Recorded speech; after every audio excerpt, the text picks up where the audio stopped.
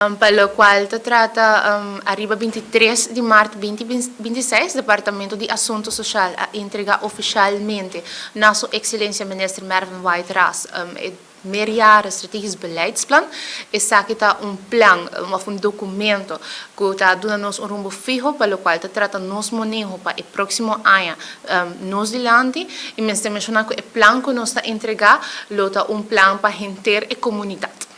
Mi provvisa que o Departamento di Asunto Social forma parte do trajecto ISO, qual está eigenlijk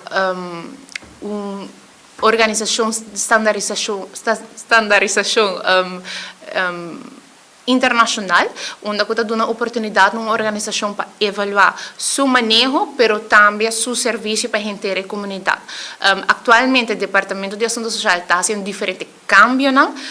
Vou mirar branding novo, vou mirar localidade renovada, mas isso aqui também está exigido de nós para compreender também que os clientes mira basar riba no serviço.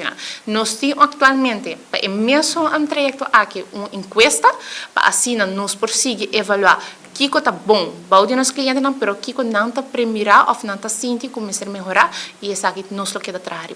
Mi por essa maneira mencionar anteriormente, durante o trajecto isso, nós está trabalhando duro para trazer o cambio aqui e para trazer acessibilidade na cliente. Atualmente, já acaba nosso serviço que tem assistência via WhatsApp, diretamente, então está sendo mais fácil para a comunidade por conectar com nós, mas não somente isso, que nós estamos bezig com a renovação do website para dar a informação correta na comunidade de Aruba e não acaba atualmente para a petição para sustento financeiro bista, vamos mestre fazer online. Então nós estamos provando de que inovar, informar também a comunidade e estar mais conectar com ela.